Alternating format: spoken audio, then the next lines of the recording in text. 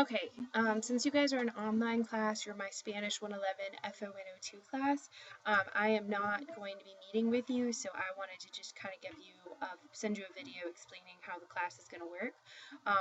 You're going to need to get into Moodle. Moodle is where everything that you need is located. Let me just switch to, let me go to student.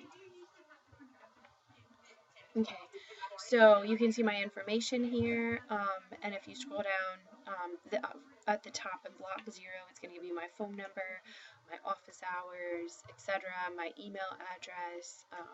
Also remember that, I don't know if it'll matter to you guys or not, you'll probably email me most of the time. Most of my online students don't come in for office hours, but I teach at 3 different campuses, so just make sure you know if you're coming in to see me that you're paying attention to which campus I'm at that day. We've got our beginning date, our census date, our withdrawal date, when we're going to do our final. I think I have most of your work, if I'm not mistaken. Let me just double check. Coming in on Thursday. So most of your work is going to be due to me on Thursdays. Here's the book with its ISBN.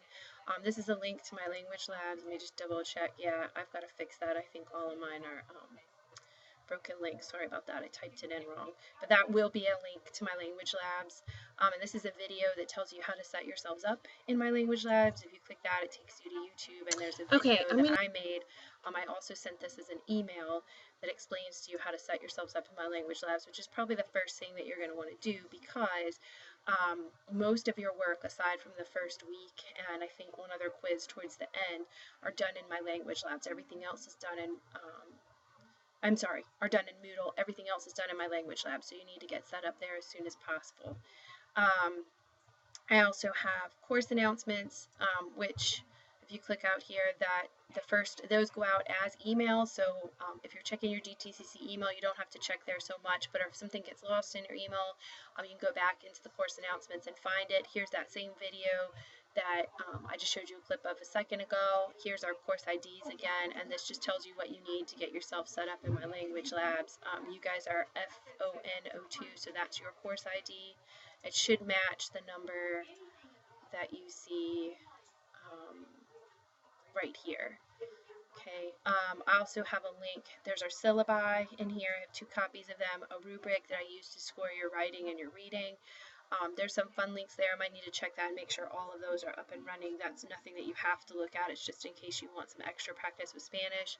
I have access to a blog where I put some extra links to YouTube bloggers that help with Spanish.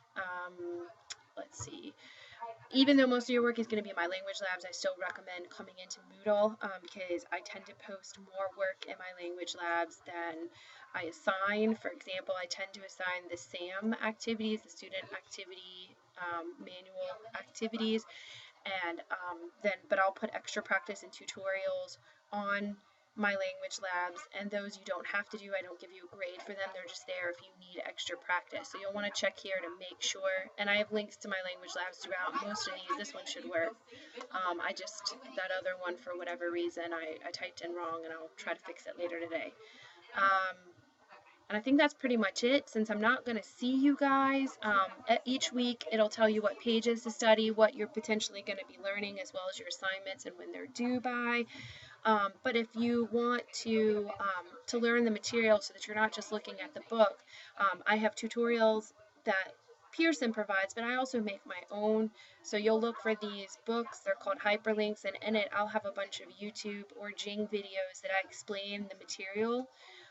So my advice would be, if you want to get the most out of the course, is to watch these videos. That's in lieu of us meeting on campus and then attempting your work. So each of my videos explain how I would have done if we actually met in class. And so for each week, you want to look for that hyperlink to instructor-made videos, and that's how you'll get your content.